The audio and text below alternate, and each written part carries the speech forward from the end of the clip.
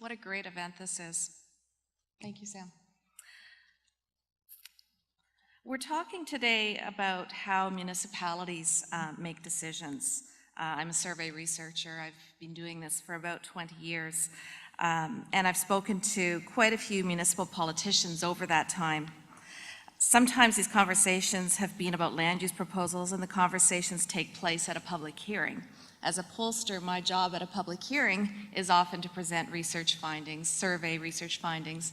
I have a lot of faith in the work that our firm does, and I recall feeling that I'd lost my innocence one day as I presented research findings that I knew reflected the opinions of the municipality we were looking at, and an audience behind me, because that's how it works in chambers, were hissing at me as I presented these findings.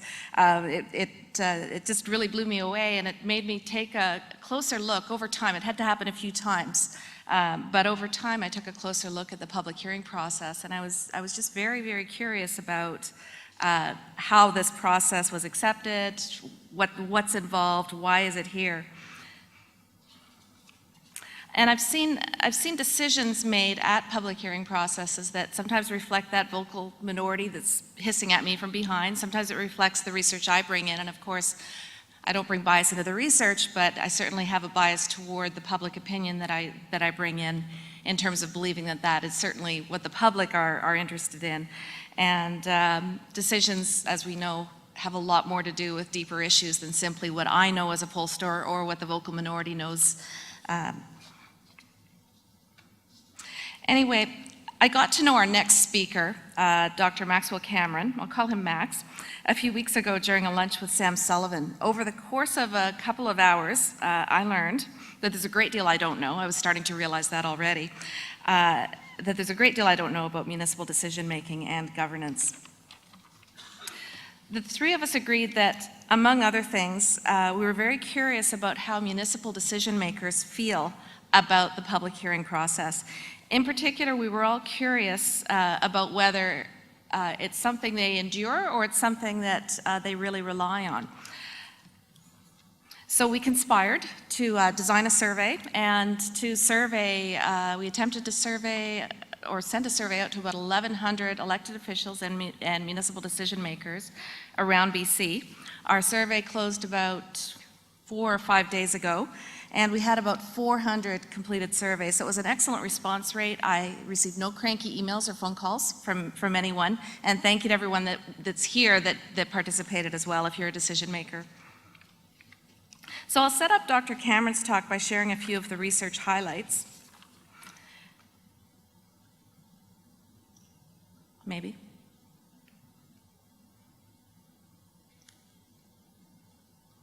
It's the green button, right?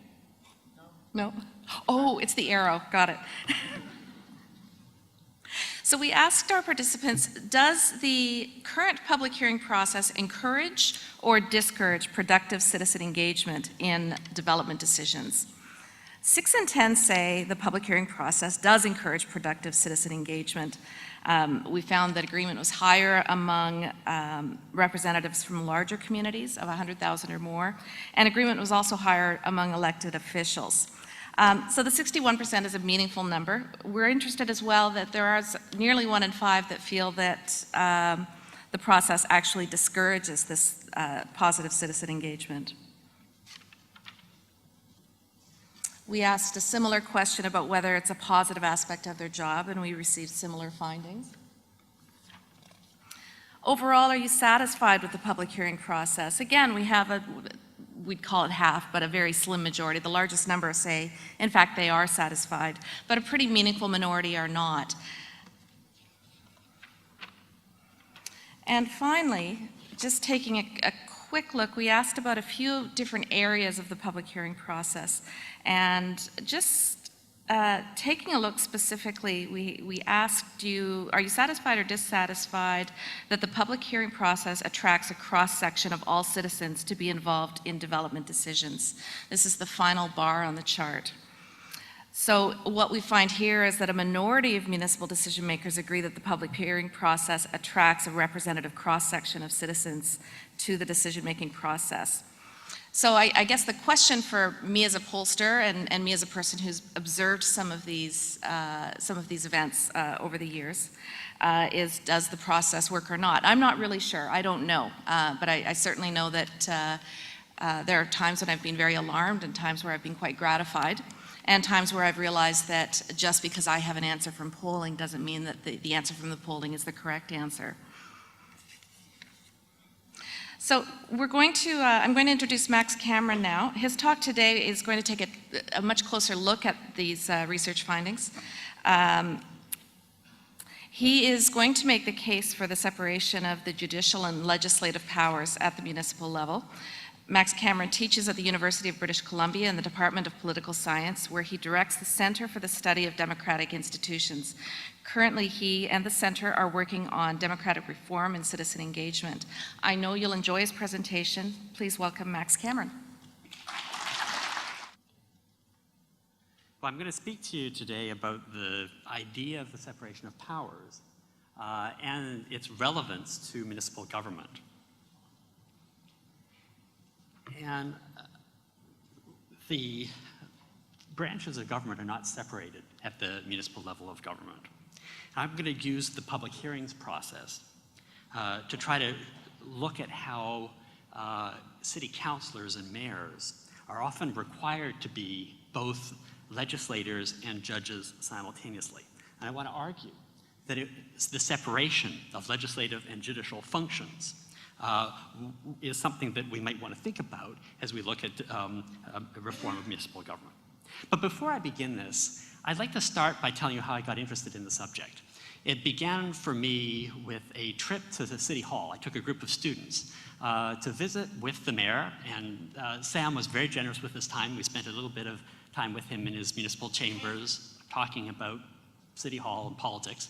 And then we went down and we observed a session, a public hearing that was taking place at that time, which was on the topic of a proposed development of relatively higher density townhomes on the gateway to the neighborhood of Shaughnessy at 16th and Granville. I went by there the other day and took a photograph of this so you can see the development that was being proposed.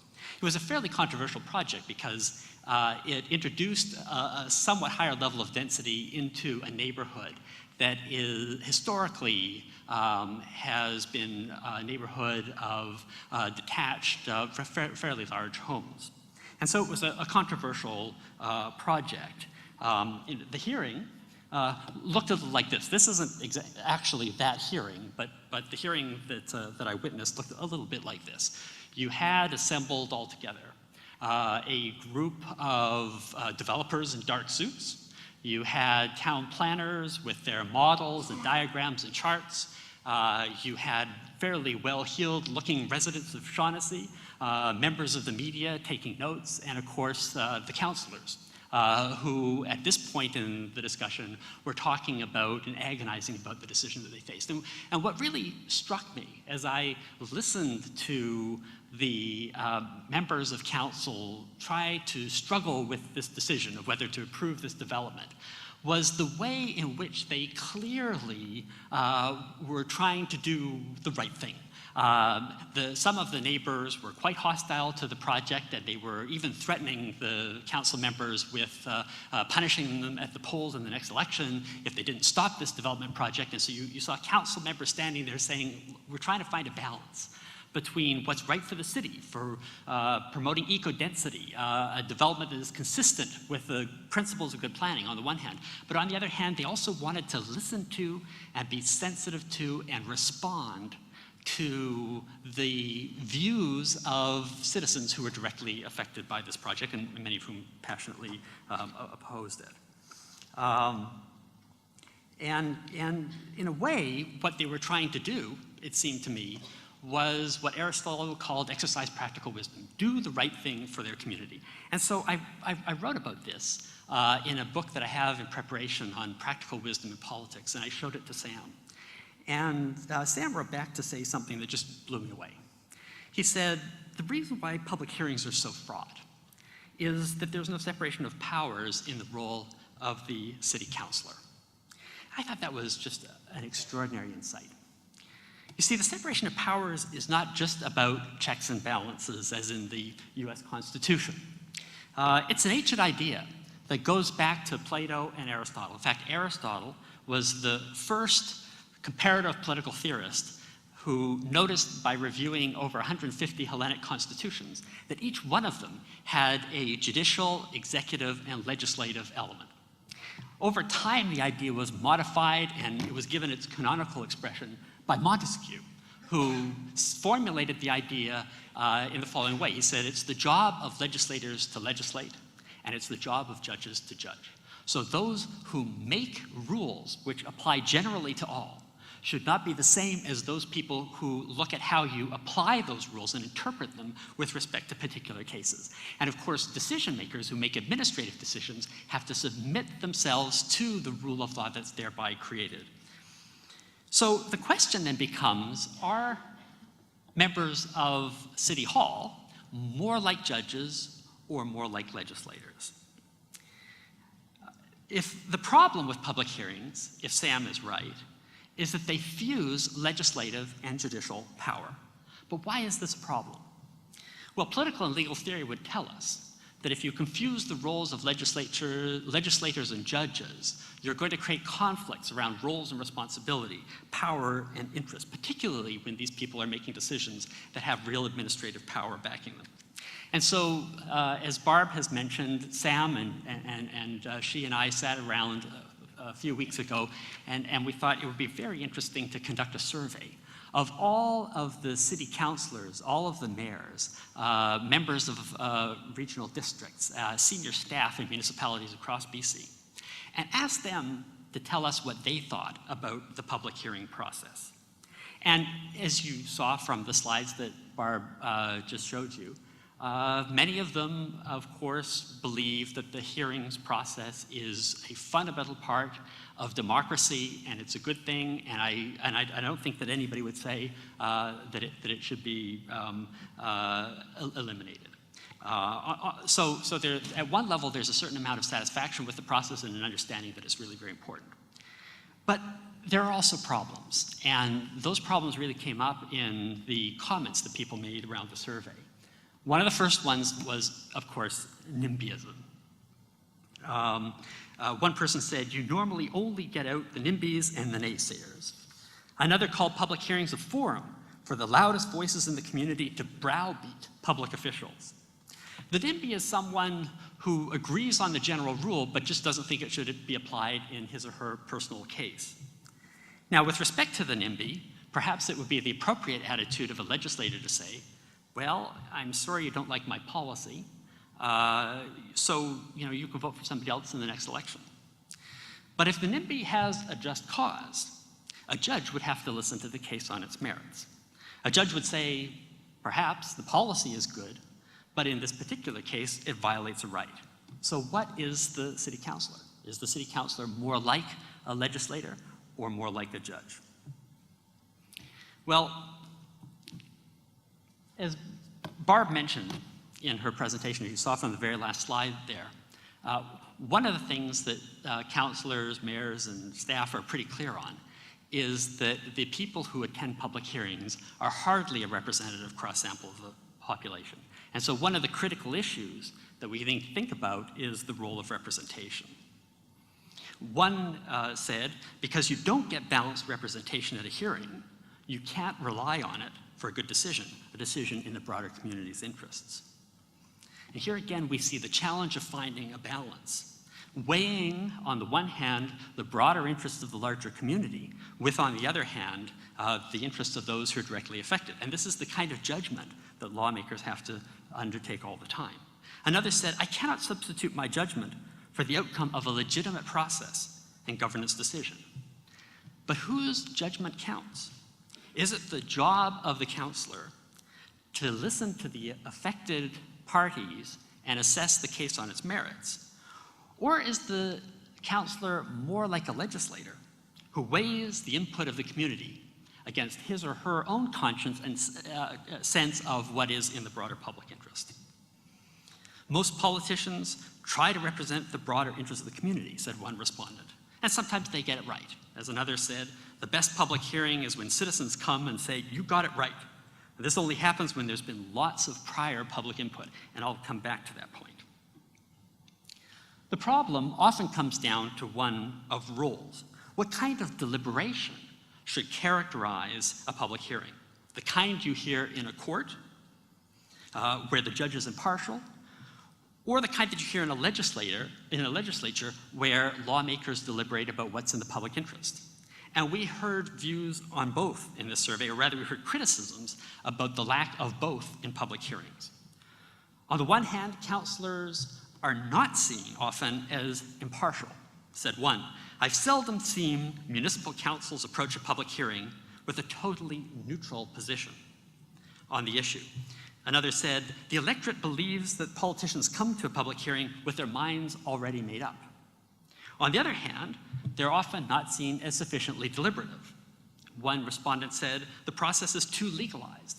Another said, there's no debate or resolution, just a hearing. And a third said, the time between hearing and third reading is so short, it gives the impression that the decision has really already been made. A final point goes to the role of the bureaucracy. My uncle, Ken Cameron, who's here, says that as a town planner, he would often go into these hearings with an interest in seeing the plan moved forward and approved. And so the bureaucracy has its own interests. It also has a lot of expertise. One of our survey respondents said, public hearings are inherently imbalanced. Proponents present proposals that have been through a rigorous staff review, that verify the claims that are being made about many of the aspects of the proposal. The public is under no such obligation, and consequently, mere speculation is allowed to pass for fact. The public usually lacks the knowledge to be effective, said another, or it filters out good comments rather than seeking the best of a project, one that follows existing bylaws, policy, and guidelines in place. So a recurring theme among many of the respondents was that the public should be involved early and throughout the process. The hearings, unfortunately, all too often happen at the end of the process, and a better practice would be to have ongoing consultations. So how could this process be designed better? In the first place, we could separate the legislative and judicial functions and clarify the role of councillors as legislators. Now, this, I think, would require that we think about developing better ways of engaging the public in ongoing deliberations about the policy process. And there are some interesting models out there that we could look at. I was looking the other day at PlaySpeak, which is using social media to try to engage the public in consultations around these kinds of decisions. The idea is to get people talking to each other, something that typically doesn't happen in public hearings.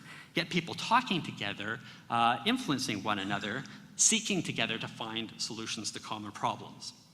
We also need to create municipal courts to hold public hearings. And I think were we to do so, that they should be staffed not by political appointees, but by trained legal experts. Another idea that's worth perhaps considering, but I want to stress that the proposal that I'm putting before you doesn't depend on this. But one idea would be to have a strong mayor who's also a city manager. And there are certainly models of this, and you can look to some of the recent reforms in the United Kingdom and municipalities in the United States for examples of that. But I'd like to stress that while that would certainly go to the issue of the separation of powers, it's a slightly different issue from the one that I've been talking about here. The larger point, I think, is that the idea of the separation of powers is really at the heart of our understanding of sovereignty. In Canada, cities are the creatures of provinces. And yet we live in a country that is so radically different from the kind of country this was at the time of Confederation. Perhaps we need a new bargain for cities. And maybe by introducing the separation of powers, we could move toward greater constitutional recognition for the role of this third level of government. It's often said that city air makes you free. And perhaps we need to use the separation of powers to free cities from the constraints of anachronistic systems of government. Thanks very much.